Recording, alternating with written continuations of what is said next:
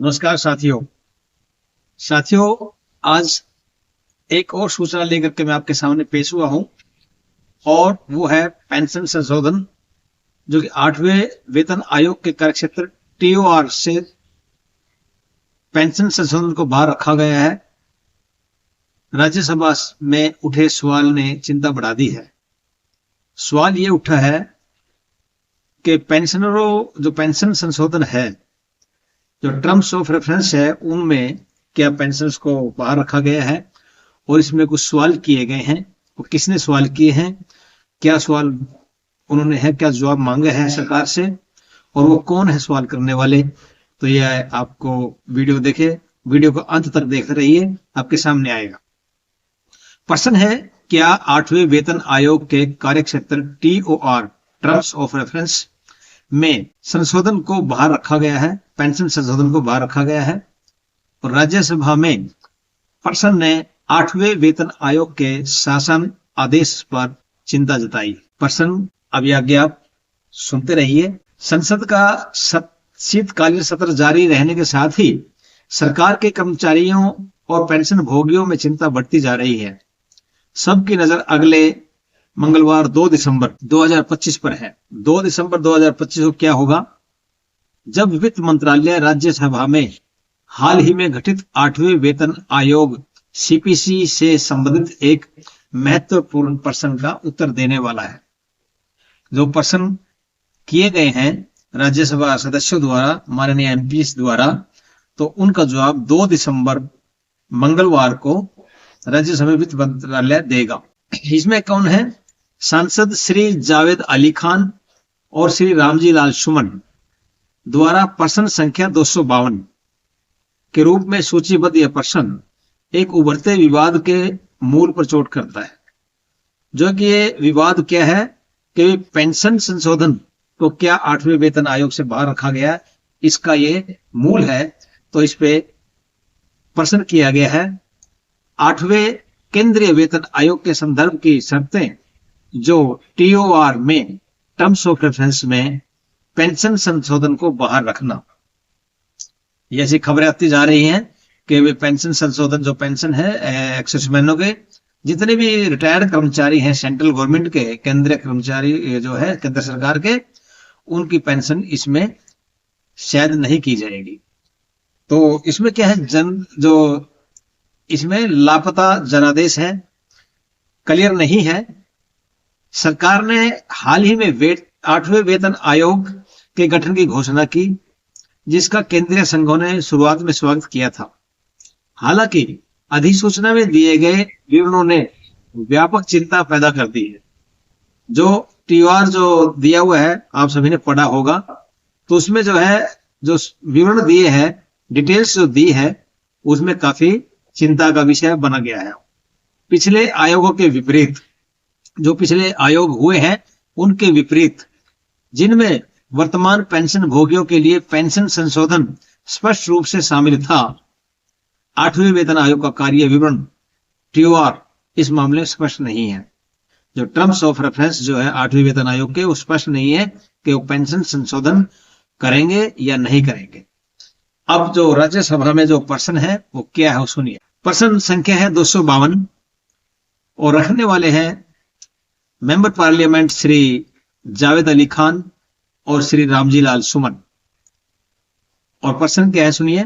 क्या वित्त मंत्री यह बताने की कृपा करेंगे कि क्या सरकार ने हाल ही में 8वें केंद्रीय वेतन आयोग सीपीसी के गठन हेतु अधिसूचना जारी की है, तत्संबंधी ब्यौरा क्या है तथा इसके संदर्भ विषय टीओआर टर्म्स ऑफ रेफरेंस क्या है, ये उन्होंने पूछा है।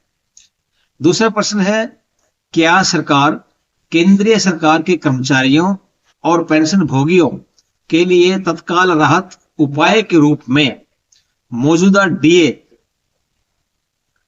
डीआर को मूल वेतन में मिलाएगी? यदि हां, तो तत्संबंधी ब्यौरा क्या है, और यदि नहीं तो इसके कारण क्या है। मतलब सवाल किया है कि जो केंद्रीय कर्मचारियों और पेंशनरों के लिए जो तत्काल राहत जो अगर दी जाए, तो उसके रूप में, उपाय के रूप में क्या डीए और डीआर जो है वो बेसिक पे में मिला दिया जाएगा। अगर हाँ तो उसका ब्यौरा दे और नहीं है तो उसका कारण बताएं। अगला प्रश्न क्या है, क्या 8वें केंद्रीय वेतन आयोग के अंतर्गत केंद्र सरकार के कर्मचारियों की पेंशन में संशोधन का प्रस्ताव नहीं है, इसके क्या कारण है? अब यह प्रश्न है मेन पेंशन का, कि जो केंद्रीय वेतन आयोग के अंतर्गत जो केंद्र सरकार के कर्मचारी हैं, जो पेंशन हैं, जो उनके जो पेंशन का संशोधन नहीं है, तो इसका कारण क्या है? अब इसमें स्पष्टीकरण और भी मांगा, विशेष रूप से क्या स्पष्टीकरण मांगा है? राज्यसभा प्रश्न में विशेष रूप से निम्नलिखित पर स्पष्टीकरण मांगा है। आगे स्पष्टीकरण मांगा क्या? इसका जो भाग 6 है, क्या सरकार तत्काल राहत उपाय के रूप में मौजूदा डीए डीआर को मूल वेतन में मिलाएगी? मेन विशेष रूप से है ये।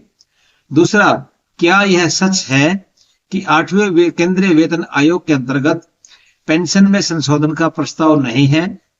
और परंपरा से इतने महत्वपूर्ण बदलाव के क्या कारण है? क्योंकि ये परंपरा है और ये चलता है, पेंशन भी साथ में मिलेगी, संशोधित होगी, और सैलरी भी।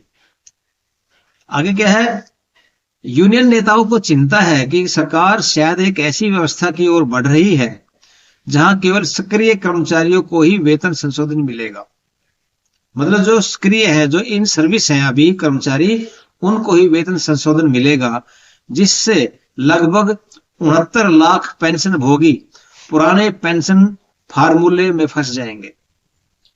जो पेंशन जो पुराना ही है वही रहेगा उनके पास, तो उसमें फंस जाएंगे वो। गैर अंशदायी पेंशन योजनाओं की अप्रदत्त लागत के बारे में कार्य दर नियम में नई भाषा के प्रयोग ने इस आशंका को और बढ़ा दिया है कि वित्तीय कारक सामाजिक सुरक्षा पर हावी हो रहे हैं।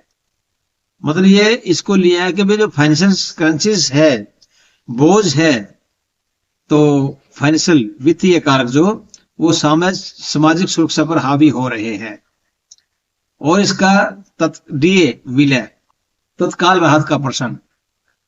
डीए के बारे में क्या है कि वे जो डीए बेसिक पे में मर्ज करेंगे या नहीं करेंगे। वेतन आयोग से जुड़े दीर्घकालिक मुद्दों के अलावा सांसदों ने तत्काल राहत उपायों के बारे में भी जवाब मांगा है। प्रश्न के भाग 6 में पूछा गया है कि क्या सरकार मौजूदा महंगाई भत्ते को और महंगाई राहत डीआर को मूल वेतन में मिलाने की योजना बना रही है?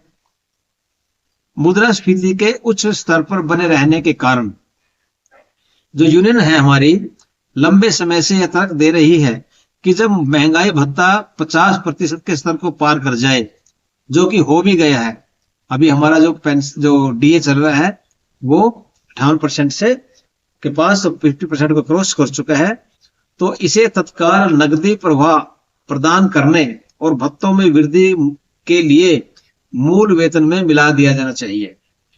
50% को मूल वेतन में मिला देना चाहिए। 2 दिसंबर 2025 को सरकार की प्रतिक्रिया से स्पष्ट हो जाएगा कि क्या ऐसी अल्पकालिक राहत मिलेगी या नहीं मिलेगी। राहत मिलेगी या कर्मचारियों को 2027 तक आने वाली 8वीं वेतन आयोग की अंतिम रिपोर्ट का इंतजार करना पड़ेगा। मतलब ये रिपोर्ट भी 2027 तक आएगी, 2026 में नहीं आएगी। लागू होगा 1 जनवरी 2026 से, लेकिन ये 2027 से पहले रिपोर्ट आने वाली नहीं है। तो ये क्या मायने रखता है, इसका क्या महत्व क्या है इसका? अगर सरकार इस बात की पुष्टि करती है कि पेंशन संशोधन 8वें वेतन आयोग के दायरे से बाहर है, तो यह भारत में अपने सेवानिवृत्त नौकरशाहों और रक्षा कर्मियों के साथ व्यवहार में एक ऐतिहासिक बदलाव का प्रतिनिधित्व करेगा।